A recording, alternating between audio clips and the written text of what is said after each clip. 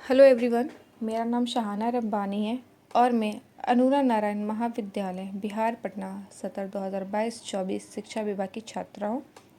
मैं आपके सामने कहानी प्रस्तुत करना चाहती हूँ जो कि एक कामचोर गधे की है। कामचोर गधा। एक आदमी के पास एक गधा था। वह गधा बहुत आलसी था। एक दिन उसके मालिक ने बाजार जाकर कुछ नमक बेचने की सोची। वह अपने गधे की पीठ पर नमक का एक बोरा रखकर बाजार की ओर चल पड़ा।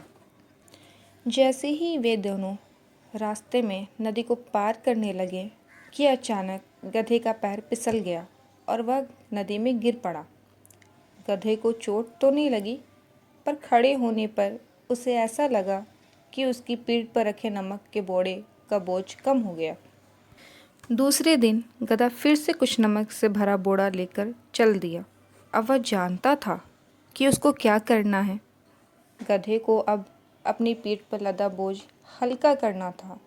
अतः जब गधा और उसका मालिक नदी पार करने लगे तो गधा फिर से नदी में फिसलकर गिर पड़ा।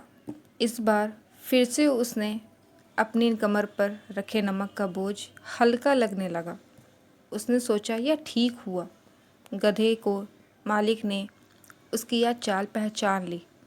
उसको बहुत क्रोध आया क्योंकि उसके नमक के बोरे में से सारा नमक बह गया था। उसने गधे को सबक सिखाना चाहा। तीसरे दिन गधे का मालिक गधे की पीठ पर रुई से भरा बोरा रखकर बाजार चल पड़ा।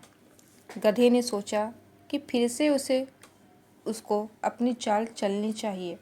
जब वे दोनों नदी पार करने लगे तो गधा फिर से जानबूझकर नदी में फिसल गया ताकि उसकी कमर पर रखा बोझ हल्का हो जाए, परंतु अब की बार ऐसा नहीं हुआ। उसकी कमर पर रखा बोझ और भारी हो गया। कामचोर गधे को उस बोझ को तो लेकर चलना ही था। वास्तव में गधे की कमर पर बोरे से भरी रुई ने अपने अंदर पानी सोख लिया था। शिक्षा। यदि हम आलस के कारण काम को टालते हैं तो हम और भी अधिक परेशानी या संकट में फंस सकते हैं।